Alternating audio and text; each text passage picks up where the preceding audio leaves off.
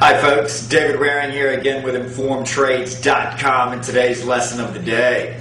In our last lesson we continued our Forex trading course with a look at the differences between an exchange-traded market like the stock market and an over-the-counter market like the foreign exchange market.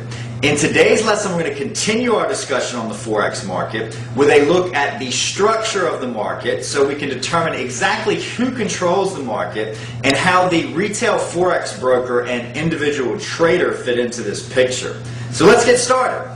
As we discussed in our last lesson, the Forex market is an over-the-counter market, meaning there is no centralized exchange where all trades are made.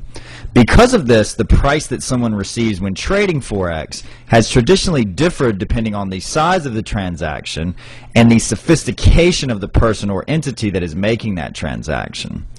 At the center or first level of the market is something which is known as the interbank market.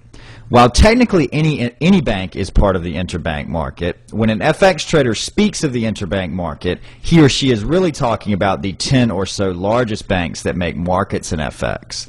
These institutions make up over 75% of the over $3 trillion in FX traded on any given day.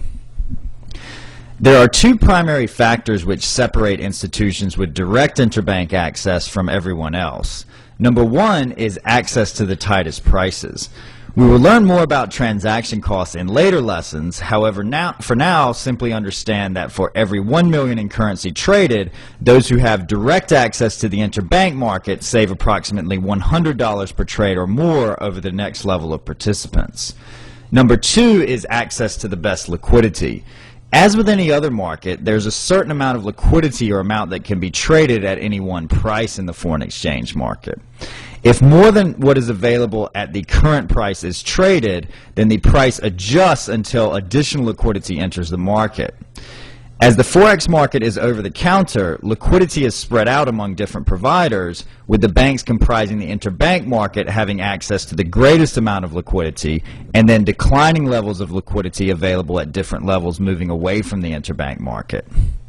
In contrast to individuals who make a deposit into their account to trade, institutions trading in the interbank market trade via credit lines. In order to get a credit line from a top bank to trade foreign exchange, you must be a very large and very financially stable institution, as bankruptcy would mean that the firm that gave you the credit line gets stuck with your trades.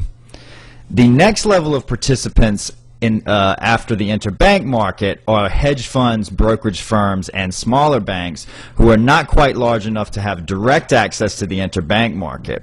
As we've just discussed, the difference here is that transaction costs for the trade are a bit higher and the liquidity is a bit lower than at the interbank level.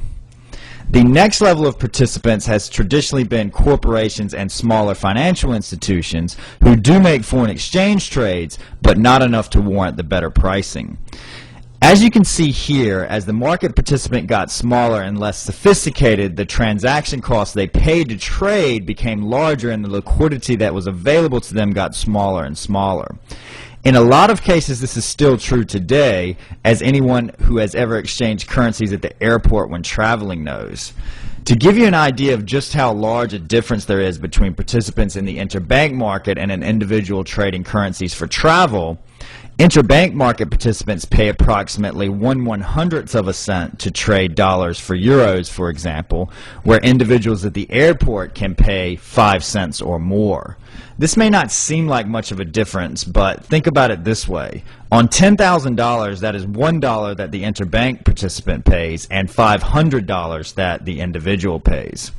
The landscape for the individual trader has changed drastically since the internet has gone mainstream, however, in many ways leveling the playing field and putting the individual trader alongside the large financial institution in terms of access to pricing and liquidity.